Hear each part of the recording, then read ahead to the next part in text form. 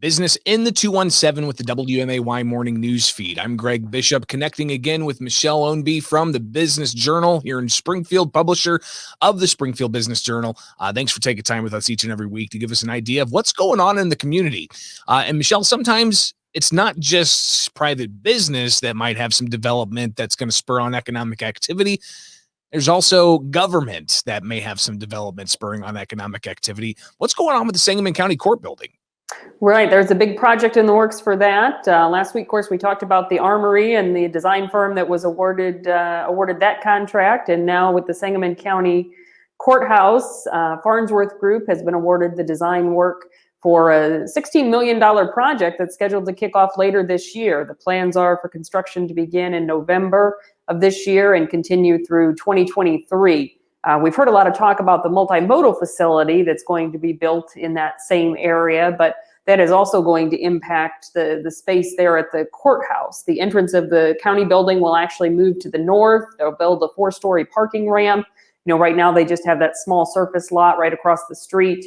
Overall, it should actually be a much more efficient use of space and better for both the employees and the visitors.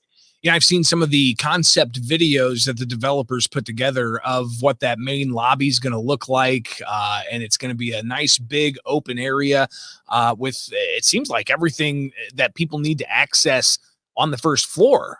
So we'll see how that develops over the next few years, but that's going to be a $16 million project impacting the community right here in Sangamon County. So exciting to see that. And of course, as you said, this is on the heels of the announcement of the Springfield Armory getting $120+ million renovations that are going to be starting up here soon. So let's focus now on some of those private sector businesses that, of course, help to pay taxes so that we can see these new developments for Sangamon County and for the state and elsewhere. But tell us what we've got going on with a new coffee shop there on Toronto Road, right? Right. Well, a couple new restaurant businesses. Despite the pandemic, we still seem to be seeing a lot of activity in that sector.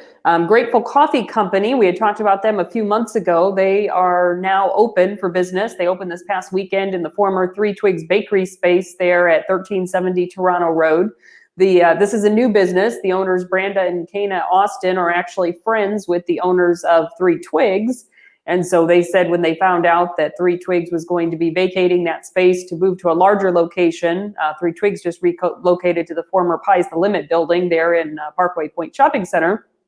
They had been talking about opening up a coffee shop, had a lot of life changes related to COVID. They had actually both lost their jobs during the pandemic in different sectors and decided to become entrepreneurs and go out on their own and start this coffee shop. But they're partnering with a couple of other local companies. They're continuing to serve the Three Twigs pastries at that location. And they're also working with Redbud Coffee Company, which produces the coffee, and they are based out of Auburn. So nice mix there of other local business owners working with them. Yeah, I know Three Twigs definitely prides themselves in being as locally sourced as possible. And it's great to see these types of businesses doing what they can to keep things local, even when it comes to sourcing the goods for their businesses. Michelle Ownbey joining us here with the Springfield Business Journal, an overview of some of the things that are happening in our community. Icy Barbecue, what is that all about? Yes, another new business opening up, scheduled to open this Saturday, the 24th. And again, last week, I think it was, we talked about the fact that Turbo Fire Pizza had closed its freestanding locations and was partnering with the Spaghetti Shop. Well, now this is the former Turbo Fire location on North Dirksen, and it is going to be filled with this Icy Barbecue. Again, locally owned. They're partnering with a number of local businesses. The meats are from Humphreys. The desserts are from Small Cakes. So even the interior where they did the remodeling, what they worked with Sangamon Reclaimed on their tables and chairs. So good, again, really good mix of local business owners coming together to work on this project. Icy Barbecue, and that is IC, the two letters TBQ. So that's a nice short truncated business name. Again, that's going to be opening Saturday.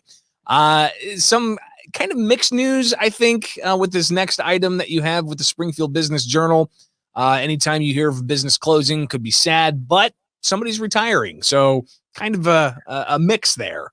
Right. This is a long-standing business. Davidsan's Japanese Maples. They are winding things down. Of course, they're located on 22 acres there in New Berlin, just west of Springfield. Have a beautiful place there with numerous greenhouses. And the owner, Gale Myers, is retiring. Again, we've talked about this a lot over the last few weeks. Seems like during the pandemic, with people spending more time at home, they've been reevaluating things. We've seen folks deciding to go the entrepreneurial route and start up new businesses. And we've also seen a number of people that have decided now is a good time to wind things down and transition to the retirement.